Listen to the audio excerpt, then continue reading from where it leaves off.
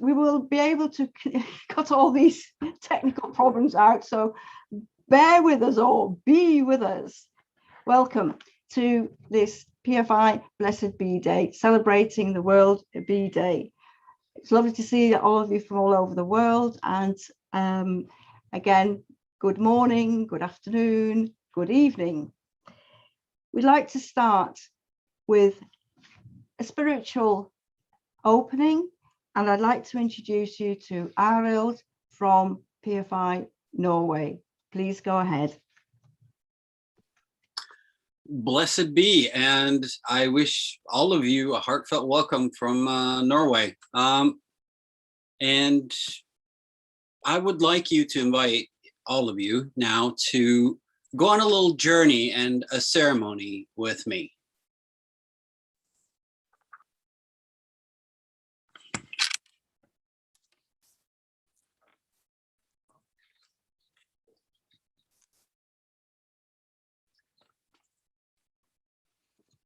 For this, I would like to ask you to relax. Here you see my altar. In the north, there's a bowl of earth. In the east, you see my incense. And in the south, we have this little candle. And in the west, this shell with water. Relax. I want you to look at this picture here. Now, close your eyes and hold it in your mind's eye. Feel yourself relaxing with every breath. Let go of your mundane worries, your thoughts, and the world outside. Breathe in through your nose and breathe out through your mouth. Take 3 deep breaths. Feel your lungs expanding. Hold your breath and let go. Focus on your breathing. Deep, relaxing breaths. As you start to relax, think of the sky above you, that vast, endless sky. See the sunrise. Feel its warmth, then picture yourself looking at the sunrise by the sea. Feel how the waves crash ashore, how the waters move with every breath. Then picture the warm sand between your toes, under your feet. It feels good to stand on the barren shores, feeling the warmth of sand, of the sun, only to be disturbed by the gentle breeze from the sea, bringing with it the taste of salt.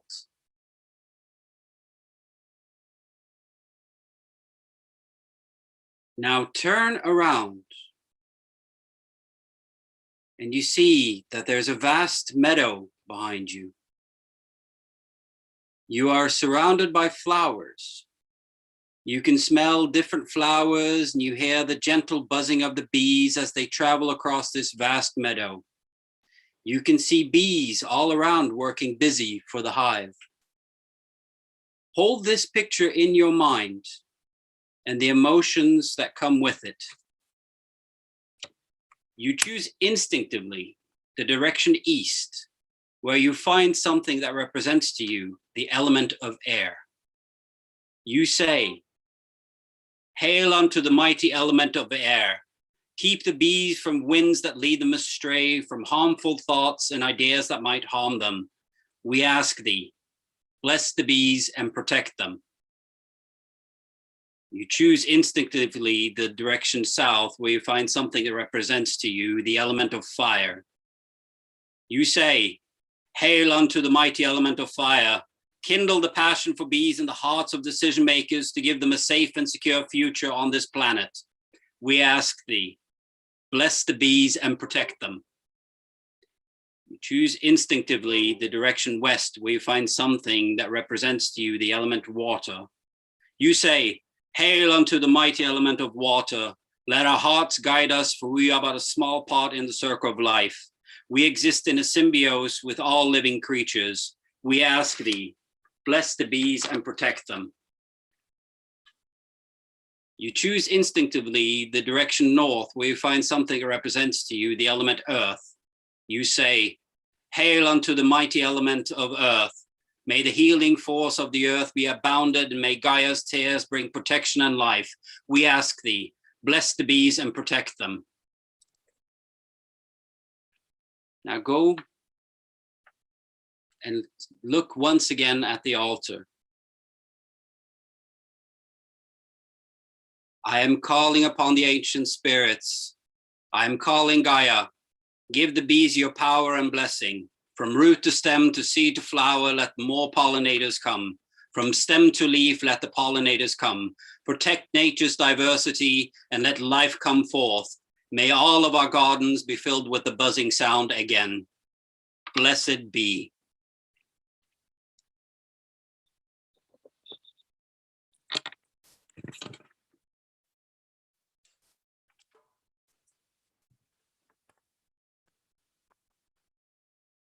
Now thank the elements in your own way when you feel ready. And you find yourself again in your home. Stretch your fingers and move about a little bit so your body is ready to be part of the next part.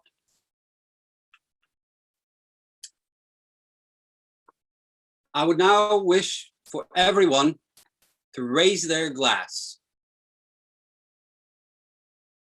We thank the protective powers so that we could open the space in peace. May the future of the bees be bright and blissful.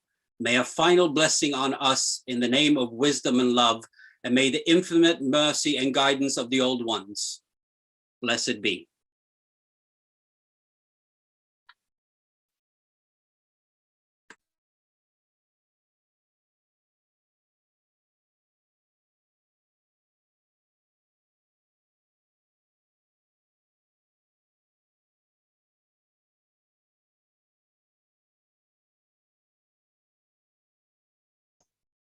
Blessed be.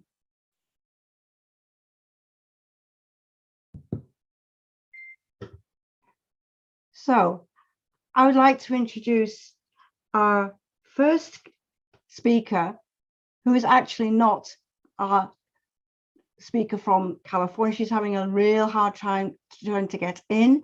So I suggest, Louisa, that you come online now, unmute yourself, and you can introduce Igor.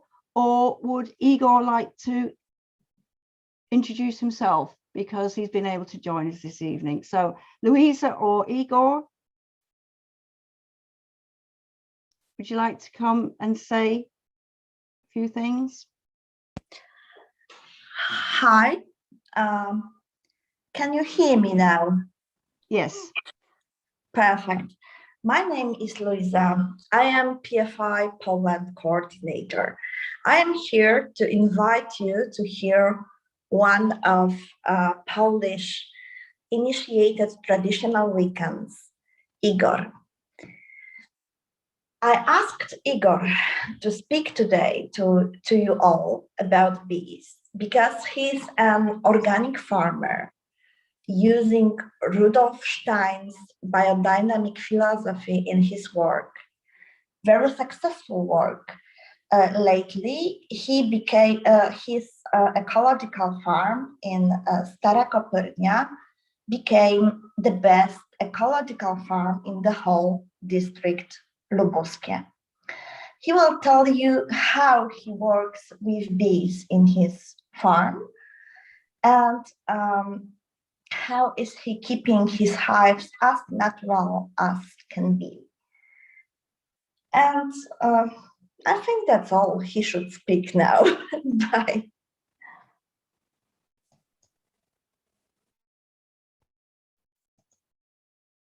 Hello. I'm really sorry I cannot join you live, and I have to record that short, brief presentation today. I would like to talk a bit about the method of natural beekeeping I'm using in my farm. I'm an organic farmer using techniques of permaculture and a bit of Rudolf Steiner biodynamics. And I would like to concentrate mainly on the short description of biodynamic methods in beekeeping. But first, I would like to share a bit of information what the biodynamics is. So my beekeeping method is a combination of natural beekeeping and Rudolf Steiner biodynamic theory. It's based on astronomical and astrological observation, and that observation is a key for planning and executing all activities according to the biodynamic calendar.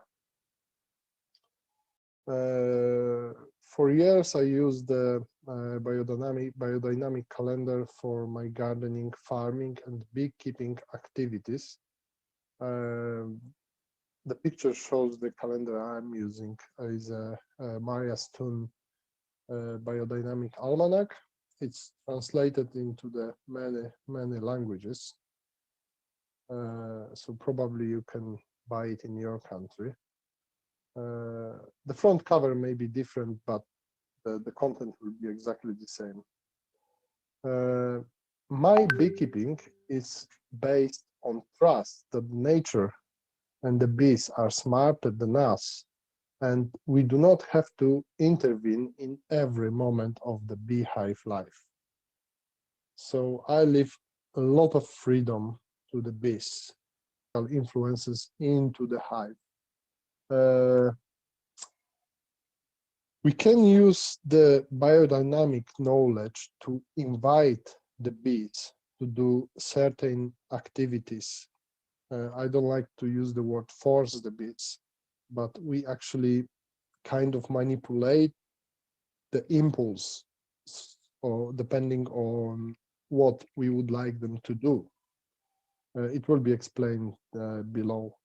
So we disturb the bees in certain times, fruit, root, or flower, which was mentioned in the previous page. And just to achieve our goals, the only period we should avoid to intervene is a leaf time, the water element time, and those days we should leave the bees alone, and they want to mind their own business and just don't touch the hive unless this is some emergency on those days. So the root days, the earth, the earth element. If we open the hive in those days, the bees will intensify their building impulses. So they will start building the wax foundations. They're gonna start waxing the hive. It will be just building impulse. If we open the hive in the flower or light days, which is the air element, bees will increase reproductive activities. Let's say we see some weak bee family. We would like them to reproduce a bit more and make the family stronger. Then we open the hive and do our activities on those days. And the impulse will stay with the bees until the next time we open the hive again. So we can kind of change the impulse we would like to. If the family is strong enough and we would like them to collect the honey for us, Then we're gonna open them in different time, which is the fruit days. Bees will start collecting more nectar if we give them this impulse. And as I mentioned, the leaf days we should avoid and do not disturb bees and do not, especially do not harvest the honey from the hive. And we can see it because the bees will be more aggressive that time. So just leave them alone, and they would like to mind their own businesses. And what the natural beekeepers should do, or what actually I'm doing in my beekeeping, I let the bees build as they wish. Natural honeycombs are just so beautiful. You can see on the picture, it's like a little sun. Sheets of the beeswax are, a lot of persons use the sheets of the beeswax into the frames to show the bees what they should build. I don't do that. I like these natural shapes, and they're just so beautiful. Of course, nature doesn't like the straight lines, so the bees will make the combs really different shapes, and the sizes of the cells will be different as well. I don't have enough time to go too much into the detail on that one, but yeah, that's what I do in my beekeeping method.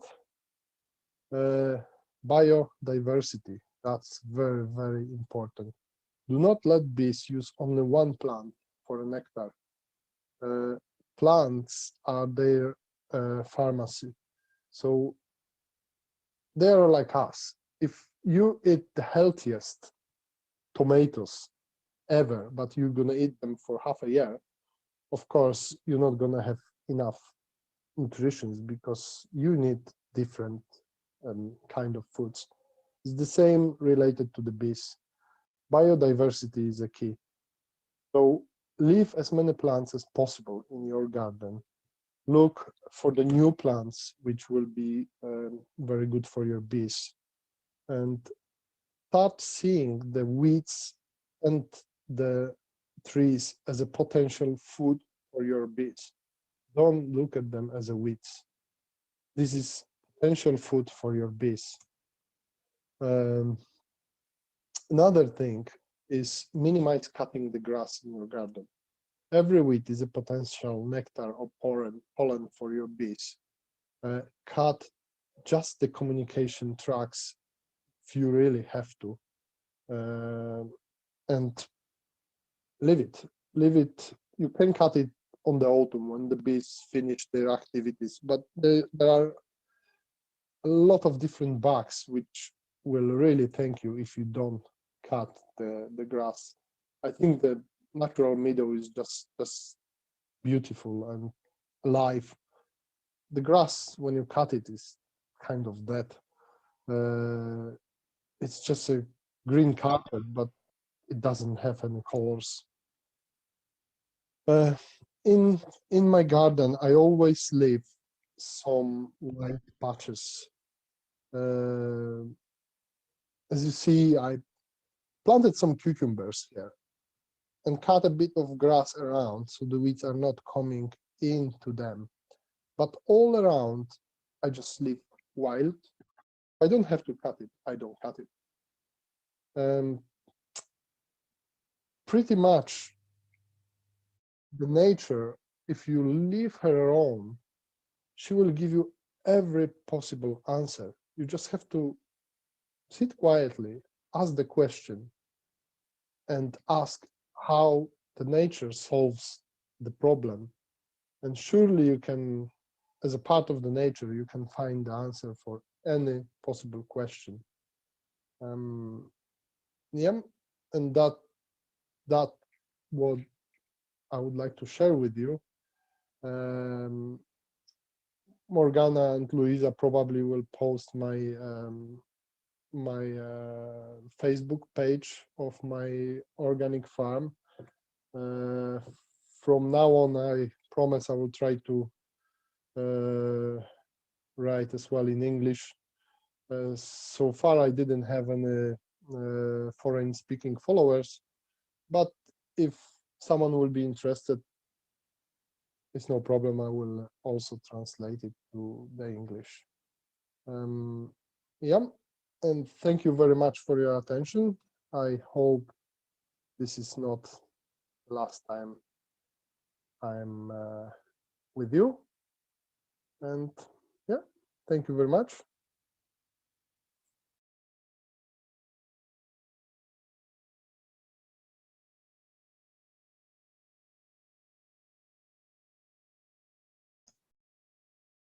Thank you very, very much, Igor. So I'm sure you're aware of baking soda and its various uses inside the house in baking, cleaning, deodorant.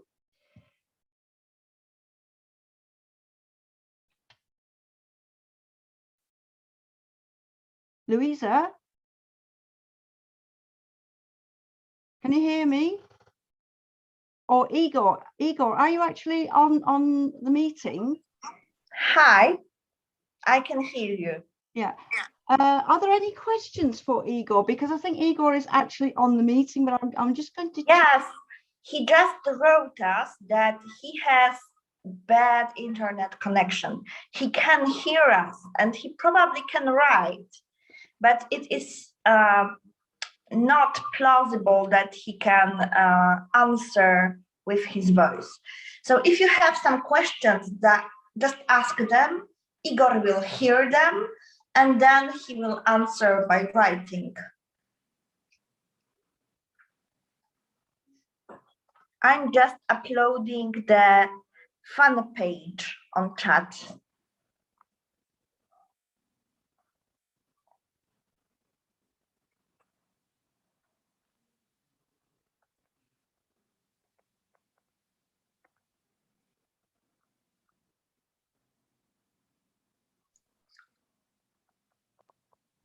Thank you, Louisa. I can't see any questions. Has anybody got any questions before we go on to the next part?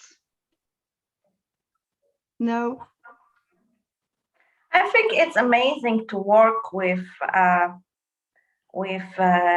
elements while farming. Mm-hmm. Yeah. It's like you can connect your different activities in one into actually serving the nature. Yeah. Anyway, thank you ever so much, Louisa. And yeah. I would like to move on. In between times, I have had contact with DeTraci, and she's actually just sent a couple of videos, but I'm going to just check them. That's what happened in the middle of Igor's, because I started sharing screens with the videos that are just coming in from DeTraci. But what I suggest we do now is to move on, and I would like to ask Isobel and Antonia to tell us a little bit more about what has been going on in Portugal. So, Antonia, would you like to go ahead? Hello, everybody. So my name is Antonia. I am Portuguese.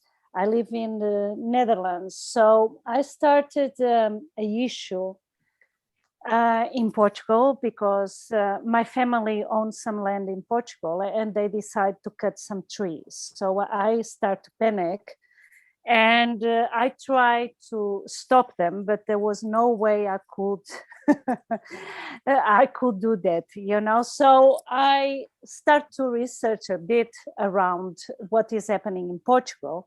And what I discovered is that because a few years ago, so many fires are being devastating the forests of Portugal because of the climate change, the temperatures are rising and the forests are not, let's say, surviving the temperatures. So what is happening is that a few years ago, around 60 people died because of fires in Portugal, and the Portuguese government decided to try to stop the propagation of fire. So they start to issue fines to people who own forests to clean their grounds, to not that the propagation of fire will be stopped or at least limited. What is happening is that nowadays people are thinking, well, if my trees are being burned by fires, and cleaning the grounds of of my forest, is better I sell the trees before the fire starts and I don't have anything left. So what is going on now, it is a little bit of irony, is that the government is trying to stop the fires, but in the other side, to destroy the forest, and the other side, people are just selling trees to companies, and they are cutting them undiscriminated. So it means that our forests, our native trees, are being totally destroyed. I asked the help to the PFI International at this moment, and I post a small overview of what is going on. And I asked the help of Isobel from the PFI Portugal if we could really start to do something. And Isobel was very kind. She was very enthusiastic. She already started a whole concept of awareness to the Portuguese government and to all the people in Portugal. In my research, what I notice is that urban trees as well are being cutted all over Portugal as well. So with the most lame excuses. So I think this problem is happening all over Europe. So it is an awareness that we have to keep an eye on it, because our future of let's say our environment in Europe is being affected, and we need to be aware that these things are happening very slowly, but they are happening and is being devastating. So I give the word now to Isobel, because Isobel started based on the information that we research a bit, and with the help of some cooperation of some pagans in Portugal, we are trying to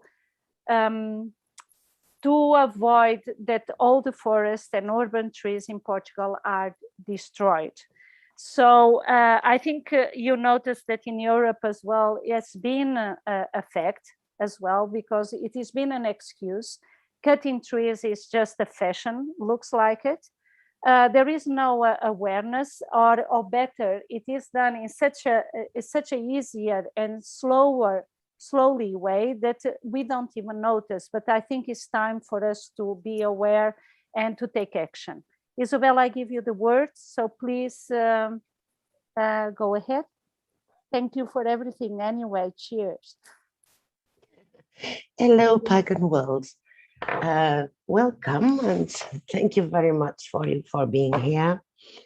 Antonia has explained better than I can. So she cried for the trees, and I'm trying to begin a campaign which it's not only national but it's international.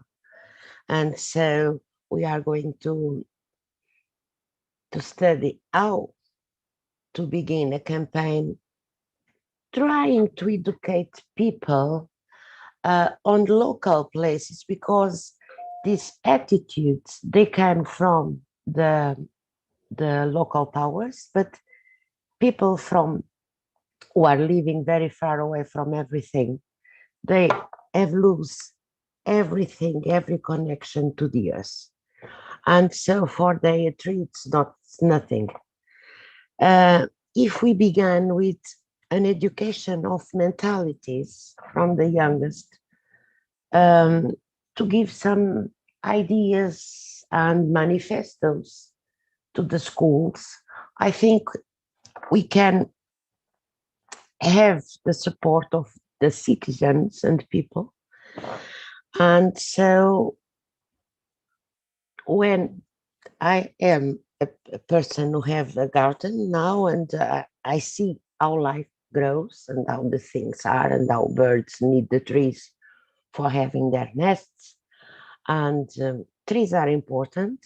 Of course, sometimes we have to cut them, but we can give some use to the wood too. And this kind of mentality, which is so natural, people are losing it. So I'm going to do the campaign on the educational way. Antonia and some others will help to do a petition. And the petition, which is not only national, it will be European and I hope international. And when we got that document made, I hope I can have millions of your signatures from all over the world to help our forest, because instead of trees, we are having nothing. I hope we can do something. PFI Portugal have been it's working in activism. And so I think we go on and hope your help from all over the world to be with us and to win this campaign. Thank you, Isobel. That's been absolutely. Sorry, my English today. No problem. I just showed, I shared the screen with the campaign that you've started, and I hope everybody will check into the Facebook page, PFI Portugal. So thank you ever so much. And PFI International too. Yes, of course. I'd like to just go just on. 1 minute, please. Yes. I have shared some photos from my garden to thank Igor about his speech. It was very, very interesting because of the bees, my garden is becoming very beautiful. Mm-hmm. And instead of cement, I use the old trees that we cut to do the borders. And so we have lettuces and trees and cabbages and roses, everything together. And it's amazing. So I sent some photos of my garden, and the jar you see there, it's not an offering this time. It's the rest of the cuts of a tree. It's one more day of meal for the bees.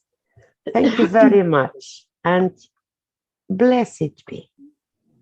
Blessed be. Thank you very much, Isobel. Thank you. I'd now like to invite Anna from Sweden, who would also like to share a few things about beekeeping in Sweden. Anna, are you ready? Would you like to start sharing screens? I'm ready. I was just wondering if Maj-Britt still is co-host and if you wanted to be with me here. You go ahead, because you are co-host and we've already tried it. So please go ahead.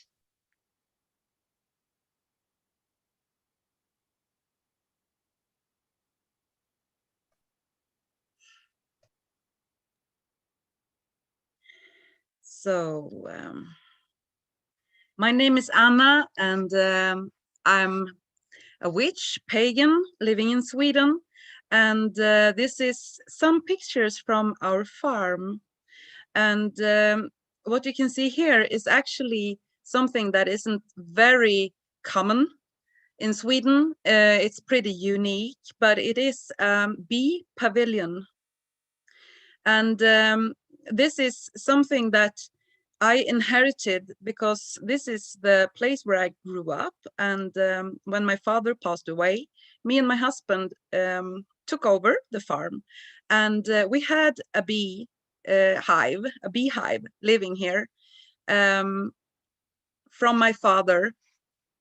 But I will continue to show you a little bit more pictures before I continue. This is the house from the back side of it, and as you can see up here are some pretty strange little holes in the wall, and it is the hives entrances. And this is something that my father, who was a beekeeper his whole adult life for I think 50 years or something, developed. And he of course he found some other inspirations to this from around the world, but he was tired of moving around with all of his equipment all over the place, and wanted to have things in hand. So he built this and arranged for the bees to live in the second floor. And also he put up these signs on the wall because he was convinced that the bees could read the signs and knew where they lived. We also know, of course, that it's all about the hormones of the bee queen, of course, but it's a little funny thing.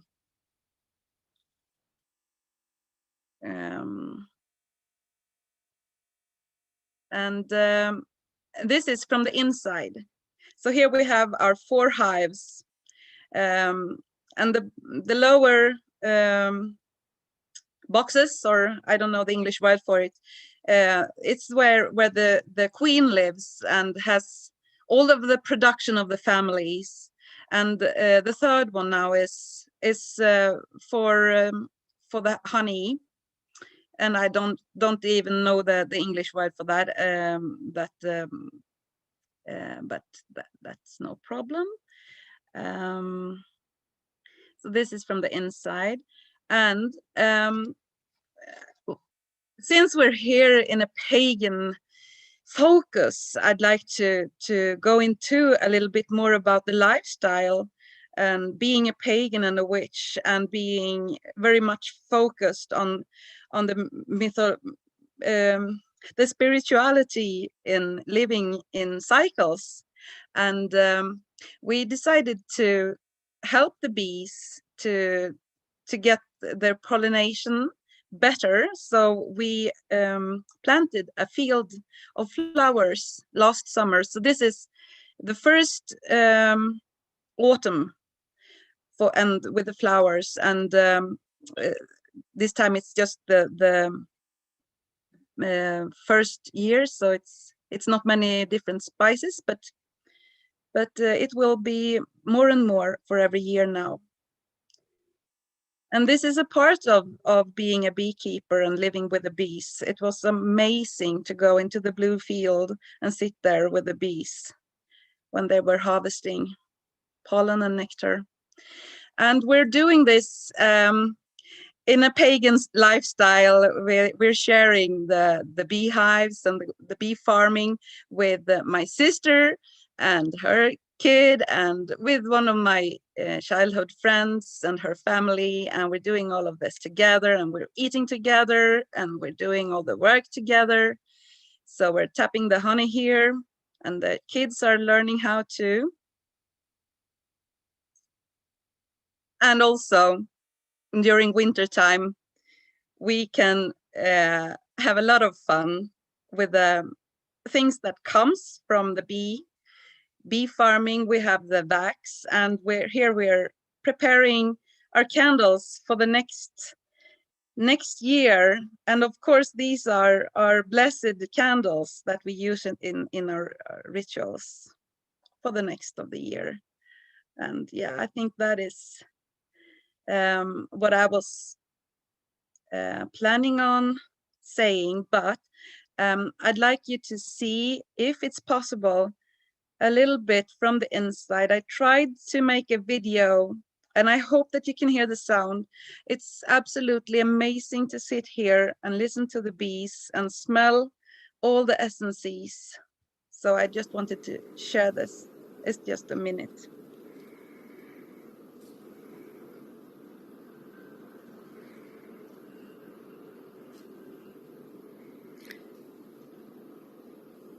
I don't know if you can hear the sound, but it's absolutely mesmerizing.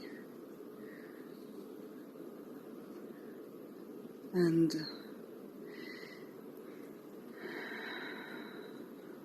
the essences of the bees, the smell.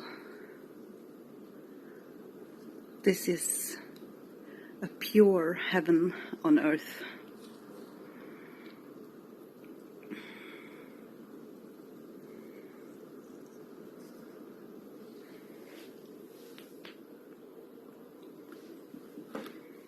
And this is our bee pavilion. And you can see the 4 hives on the inside, on the second floor. And we have all equipment that we need by hand over here.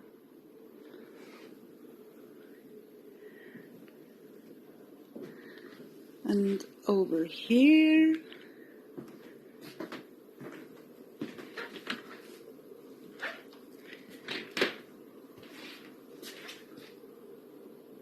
Is our equipment for taking care of the honey.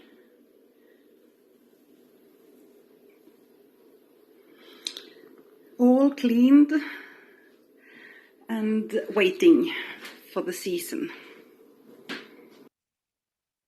Yes, and from the outside, there's just a few seconds of the bees doing their work.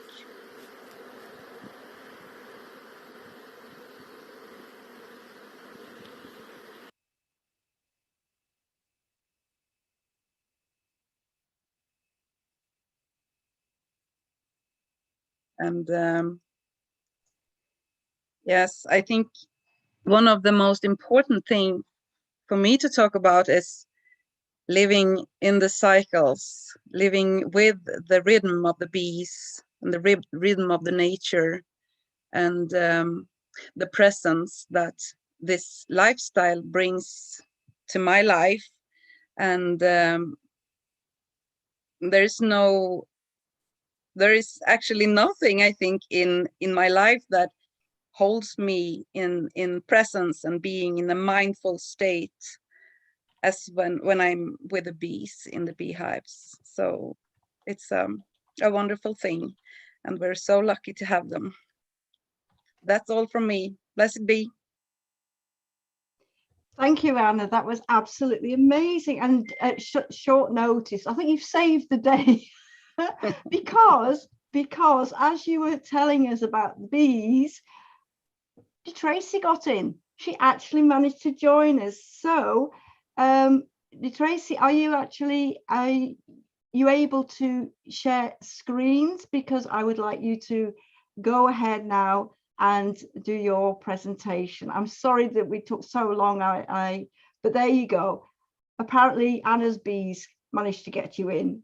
So can you hear us, DeTraci? And would you like to go ahead and do your presentation? Can you hear us? Tracy, unmute yourself. There I am. Okay. Hi, and thank you so much for having me here. I'm sorry there's been such a kerfuffle about it all.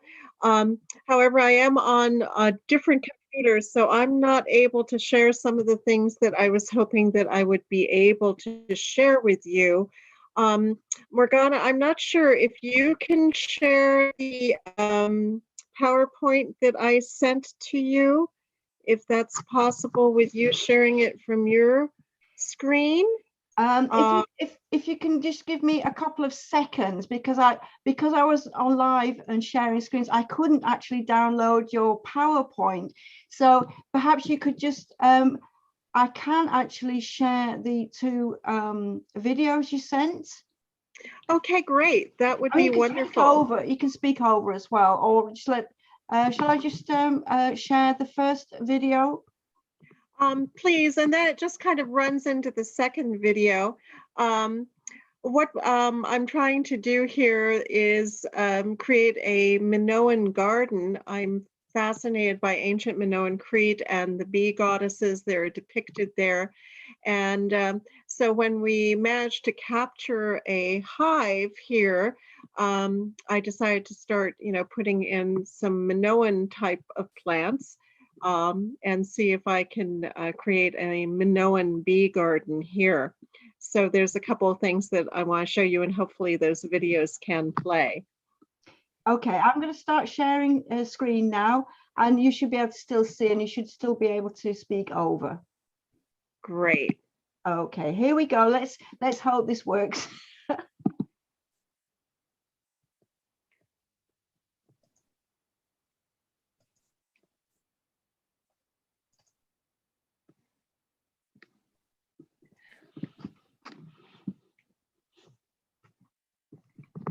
Not hearing. There should be audio.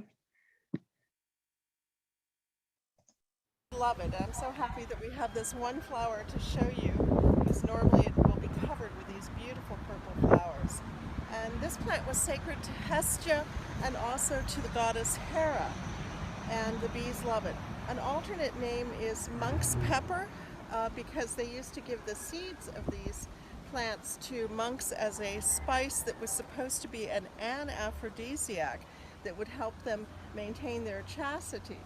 But what is kind of surprising is that apparently in women it has more of an aphrodisiac effect. So it's a little tricky to use this herb because of that.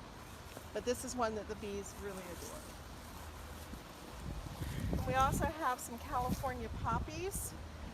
While obviously they did not have California poppies in ancient Crete, they definitely did have poppies and used them medicinally. We know that they scored the pods, so that they did use it as opium, but they also used the greens as a salad green too. So we have our version of poppies here. And here's our beehive. This is a swarm that we captured earlier this year. We have established bees that live in many of the old buildings here, including our 1880s farmhouse and also our temple theater. And we believe that those bees have been established here for at least 40 or 50 years, and probably much longer.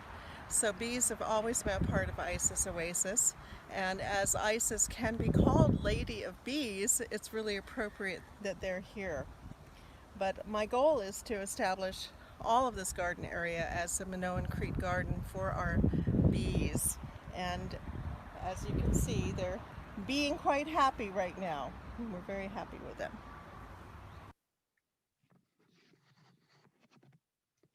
All right. Thanks so much, Morgana, for putting that together. I appreciate it very much. I'm going to try to...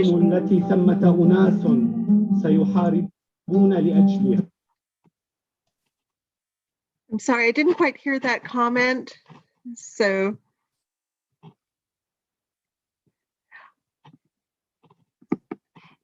Sorry about that. I'm still sharing screens. I'm still hopping from one screen to the next, and sometimes I forget to unmute myself and then mute myself. It's been one of those evenings. Would you like me to share the second video? Yes, actually, that does show one interesting plant that was very important to the ancient Minoans. Well, you'll see it in just a moment. If you want to go ahead and share that, that would be great. There we go.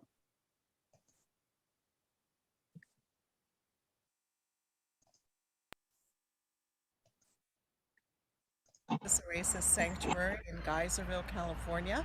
And I just wanted to show you some of our Minoan plants that we have here in our garden for our bees. And one of these is Virginia maritima, or Dreamia maritima, also known as sea squill or sea onion. And this is a plant that in fall has a huge flower stalk that grows about 6 feet tall that the bees absolutely love. And this was grown widely in ancient Minoan Crete. not much to that one, and sorry about that. But that's one of the ones that I'm proudest of trying to establish here, because it was depicted on a lot of the ancient Minoan seal stones, and in conjunction with some of their bee-headed imagery of the goddesses, which occur in a number of different places in ancient Crete. Probably the best known is the Malia insect or bee pendant. I'm going to try to share. Morgana, are you able to share the PowerPoint, or is that not possible?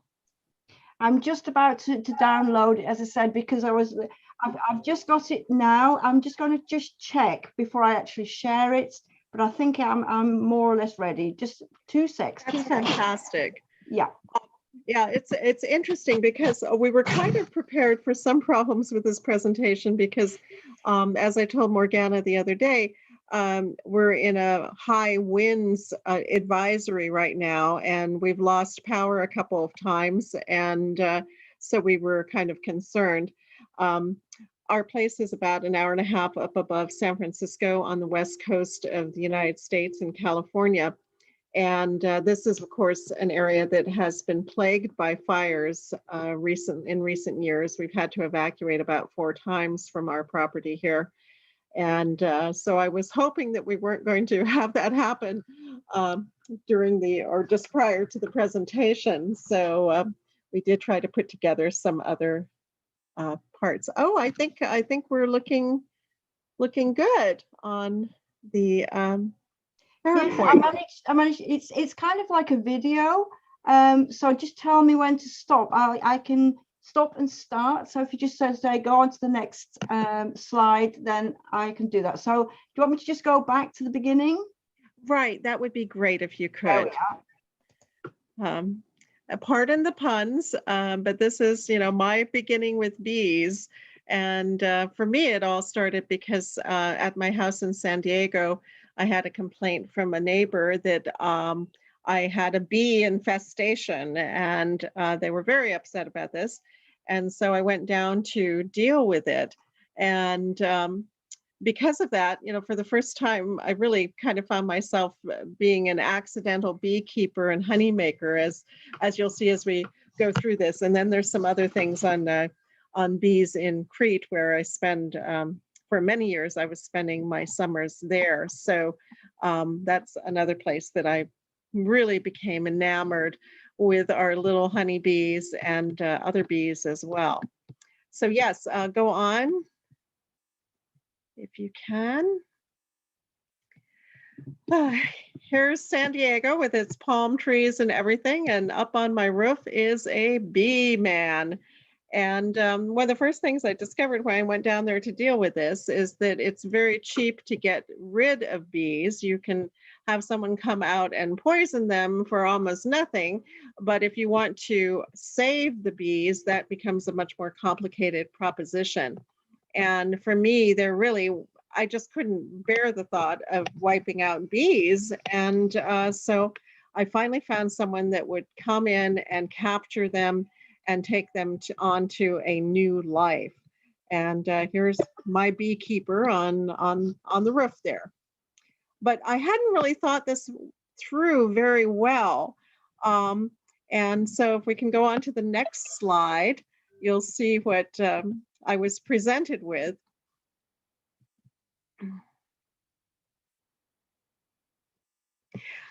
He knocked on my door, and in his hand was part of what had previously been my roof, and it was hanging with honeycomb with quite a few bees still attached to it and buzzing about in a little state of agitation because they'd just been cut out of their home. I didn't expect this for some reason. I just kind of thought bees and whatever else was there would probably just be taken away. But he said, "Do you want this?" And I said, "Yes." And in it came into my house. Now, I had never even been stung by a bee, so I had no idea if I, might be allergic or what, but here we go. They're my new guests. So I stared at the honeycombs, which were dripping, and I thought, I'm going to have to just start processing honey. And so I did, and got every possible vessel out of my kitchen. And this is a house that I wasn't actually living in, so it was kind of a scramble to make sure that I had things to put the honey in, and figured it out as best I could. And then he also took me outside and showed me my bees packed up and ready to go bye-bye. And he told me that he thought there were about 50,000 of them. I don't know if that's exactly correct, but we had these 2 huge crates of them. And so he took them and they went east into the hillsides of San Diego. And I took home some honey, bringing it back up here to Northern California. I found a fortunately empty bottle of Bombay Sapphire gin and filled it with honey, packed it up, taped it together, and put it in my luggage.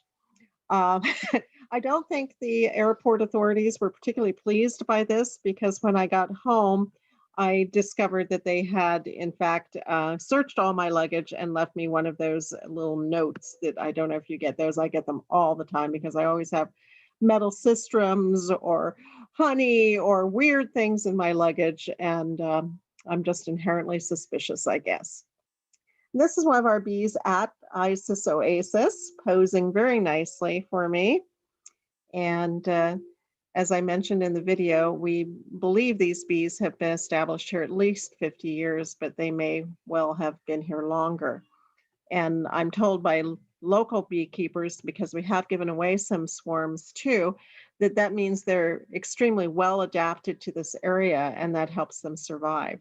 So they're very valuable in that sense, that they'll be more resistant. Okay, we seem to be going through those really fast. But in my travels in Crete and in my researches into ancient Greek mythology, and especially Cretan mythology, and if you have visited Crete, you realize that the Cretans do not like being called Greek. They are Cretans, and they would prefer to be known as such. So if we can go back to that first slide, they just seem to be zooming through. One of the things I wanted to show you and talk about is this Malia bee pendant, which is on the left side, and I think we have it in a single slide too, which is one of the depictions of bees in ancient Crete.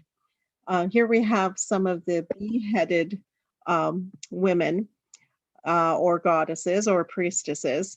And if you notice up to the left side near the top of the edge of the bezel of this gold ring, there's also a flying figure, which is somewhat bee-like. It's almost like one of these women has taken off. And you see these figures in flight in a lot of ancient Minoan art. And it's debated on what exactly it means. If they're flying women, leaping women, some of the figures are male, but they're generally female. And if you look at the heads of these figures, they are actually bee-headed. And I'm postulating that this may represent priestesses that are under the influence of certain types of hallucinogenic honeys. And one of these is what's made from rhododendrons, which often grow in forested areas. And at least in the apiculture of Turkey right now, they're still very aware of what happens when the bees start feeding on rhododendrons, and it makes a toxic honey. And if you know about herbs in general, if something's labeled toxic or poisonous, it's usually can also be hallucinogenic and transformative in that sense. I think that the ancient Minoans were using honey as a ritual drug, and that this bee-headed depiction may indicate that these dancing women are actually under the influence of honey that has some very, very special properties. Now, it's not depicting a rhododendron in this image. I believe that's asphodel, which is an underworld herb that's actually depicted on that. And here's our Malia bee. And someone was just mentioning that they're wearing their bee pendant right now. And I don't know if you can see this. I have the Malia bee ring on, and which I love. I got this in Modela, Crete a few years back, and wear it almost constantly. And there's a debate on whether this actually represents bees, because as with the Egyptian bee that we see in the hieroglyphs that represents the name of the pharaoh, the shape is awfully waspish. And someone's adding that rhododendron also has DMT, which is, almost exactly what I'm going for on that certain honeys may have contained some very interesting substances. And the Minoans were known for their floriculture in general and for their honey exports. So they definitely knew what they were doing in terms of the herbs and the honeys of their land. And I believe they probably were one of the earliest to really codify beekeeping too. But getting back to, is it a hornet or is it a bee? I found this image of a cuckoo bee, and it has, a very similar curve to its body, and it's kind of glassine wing shapes, which aren't too visible in this photo, make me think that really those are bees depicted on the Malia bee pendant. But I think it'll keep, scholars debating it for a long time. But as soon as you start looking at the wild bees, beyond just honeybees, you get some that really look like their own predators. They start looking at the bees, start looking more like hornets or vice versa. And I think that's what we have in this beautiful example of ancient Minoan gold work.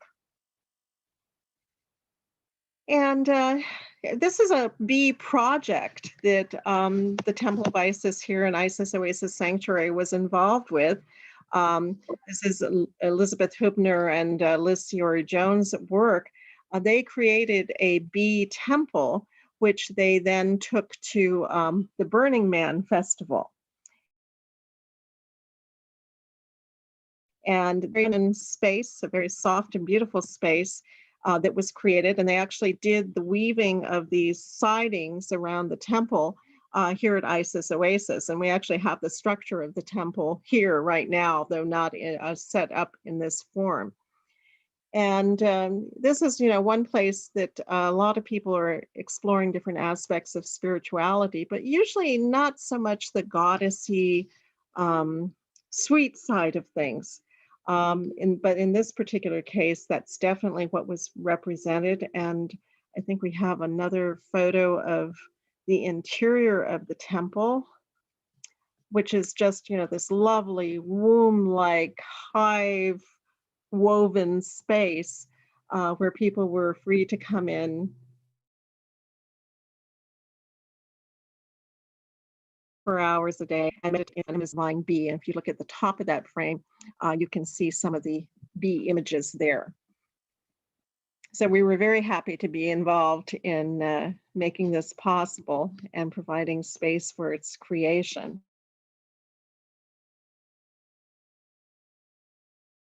All of the fabrics and everything in this temple were donations from women who shared, bring them to pieces of wedding dresses, and then just wove them together into difference. And I think there might be a picture that shows you a little bit more of the wool of the interior. So we're very happy to see a modern, yes, you can see how that's all carefully woven from strips of,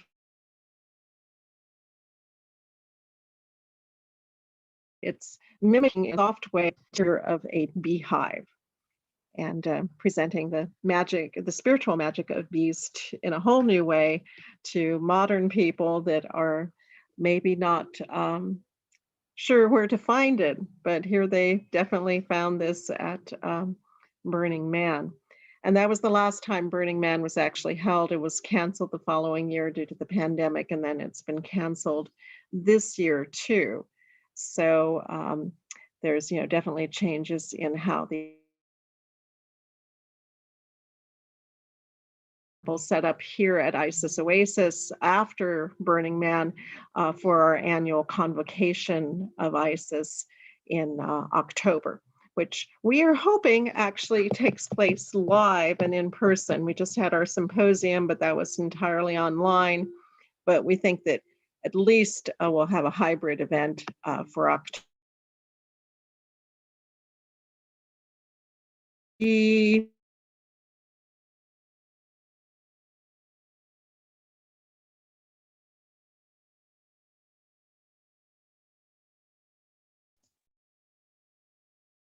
You're breaking up at the moment, DeTraci. You're frozen, actually. Can you still hear us?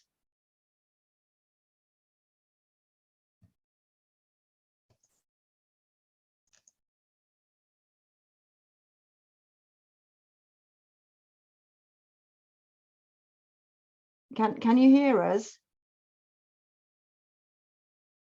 I think I'll end the screen sharing. As you can see here, it's one of the last slides. Wasp on the flowers. Oh, we seem to have lost DeTraci again. It's really not that she was arguing that Okay. the winds were very, very high, so we've managed to get this lovely presentation and at least heard a little bit from her. So I think this is probably the last. I'll run it to the end now. There we go.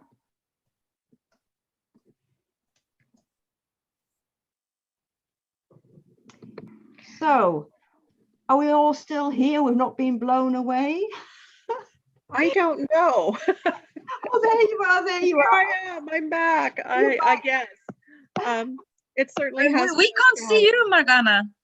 Well, I'm just, the problem was that because I was flitting around trying to get hold of DeTraci, I was on the telephone and everything. I thought there's been absolute panic here.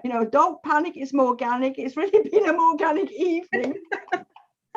But it's wonderful to at least, and it should have been at the beginning, DeTraci, of course, but absolutely fabulous that you've been able to make it. And we will definitely, I'll post the 2 videos on the events page, and of course the live stream is actually working, so we'll mount it properly and edit it properly, so we'll have that as a wonderful souvenir. So anyway, thanks very much. Have you got anything else you'd like to tell us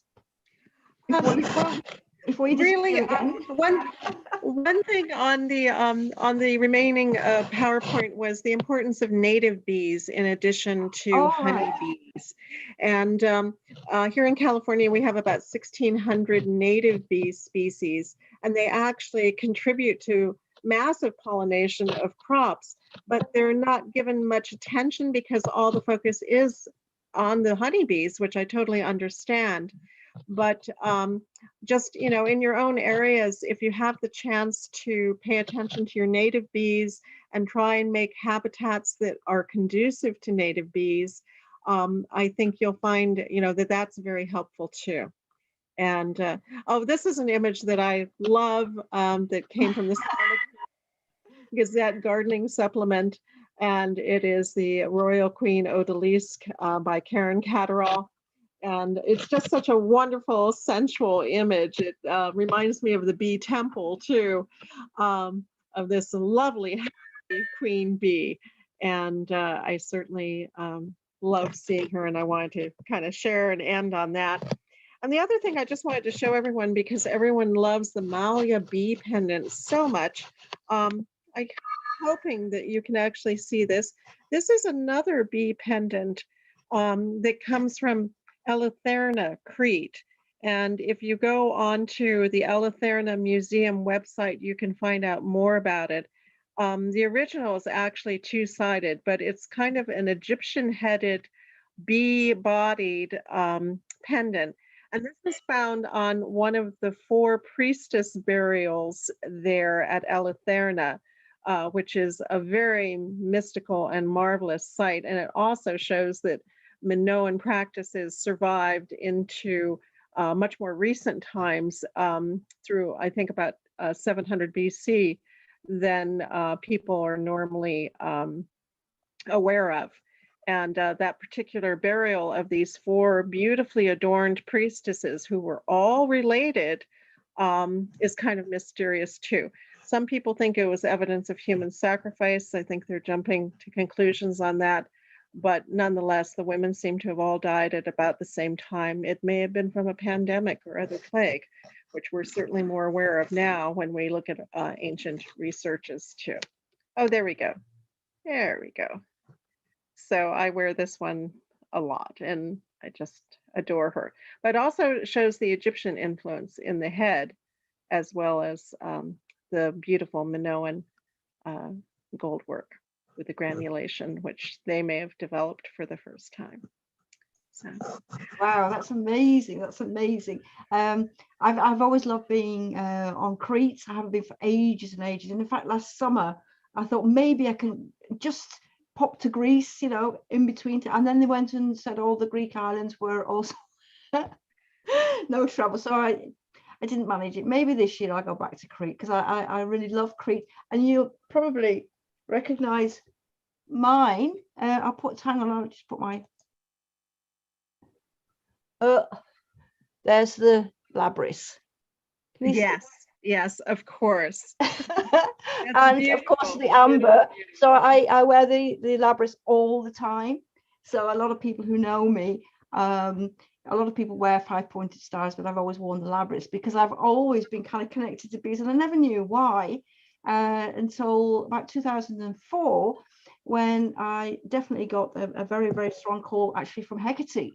And in a couple of days, we've got, in fact, tonight, the Hecate Symposium with Sarita from Avalonia Books is starting tonight. So thank you again for a couple of people who managed to get here, and we'll be zipping over to the Hecate Symposium as well in the next few days. So I hope you'll also follow what's happening on the Hecate Symposium, DeTraci, because it's... I will. Thank you. Absolutely.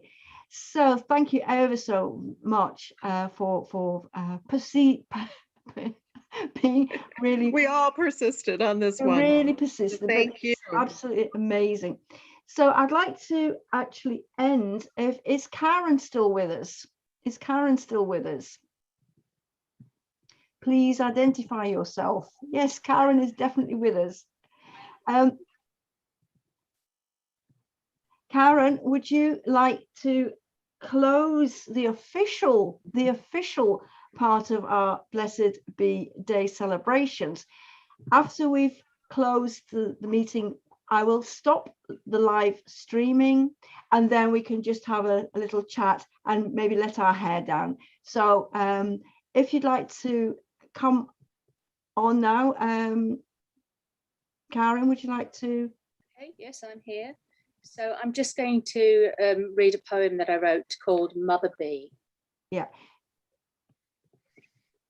Mother Bee, solar queen, true parthenogenesis. You create from yourself the son, lover, without need of the father. Then he, true son of the mother, flies high to the sun in search of another solar queen, to unite in fiery joy, giving of himself in divine sacrifice. 100 mothers' sons, rising to the sun, to die in that moment of bliss of union with the mother, spreading his mother's genes to other solar queens, that they may produce an army of daughters, spreading throughout the land, bringing life wherever they go. Was the first ever bee a queen who, like the goddess, produced from herself her son and lover? Did she nurture him herself, then take him back into her? Did he go to his mother bride in willing sacrifice, as does our Lord? From their union were all bees created, and thus the diversity of life as we know it. made possible to come into being.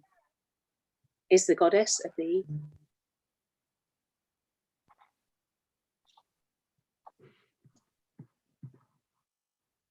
Let's raise our glasses to all those who love the bees. Let's bless the bees on this very special day, but of course, every day is Bee Day. Blessed be. Blessed be. Bzzz. Bzzz. So many thanks to all of you who have attended this evening. It was very chaotic, but between chaos and order, there is a kind of balance. And as we know, the bees are the ones who always tell us about certain things that happen if we care to listen. So thank you again, all of you, for joining us this evening. And I would say, until the next time, merry meet, merry part, and merry meet again. Blessed be. Blessed be.